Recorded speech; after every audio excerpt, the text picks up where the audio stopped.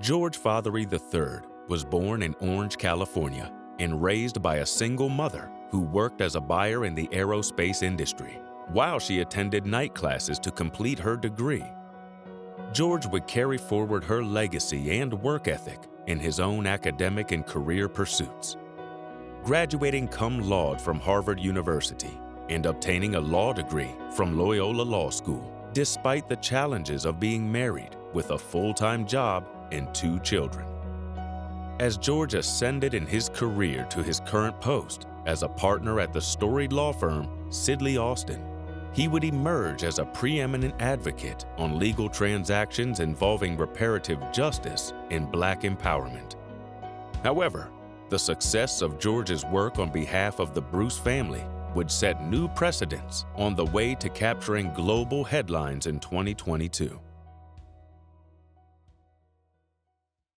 In 1912, Charles and Willa Bruce purchased 2 parcels of land in the city of Manhattan Beach. It was along this sandy stretch that 2 33 by 100 square foot plots were once owned by Willa and Charles Bruce. During that period of time in America, there was nowhere on the West Coast where African Americans could actually enjoy the water or the ocean.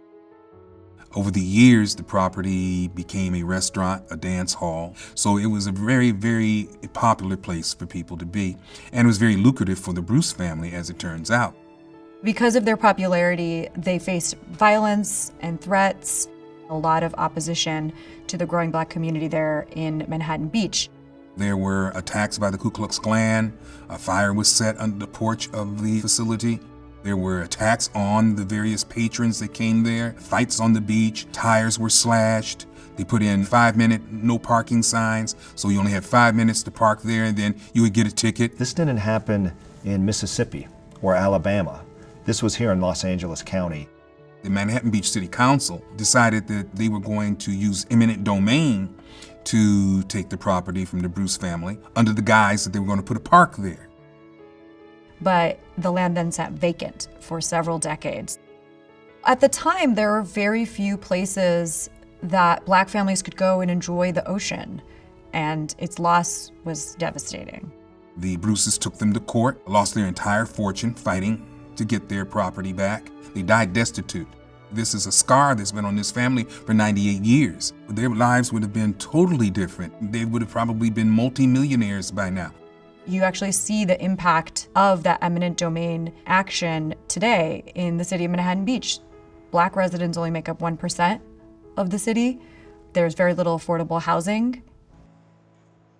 A group of moms came together in the wake of the Black Lives Matter uprisings in June 2020, and they learned about the history of Bruce's Beach. And one of the moms, Kavon Ward, decided to organize a Juneteenth action at the park to raise awareness about this history, which people had forgotten even though it was in plain sight. It's one of the most renowned beach communities on the West Coast, as Manhattan Beach offers 2 miles of sandy shores and multi-million-dollar homes.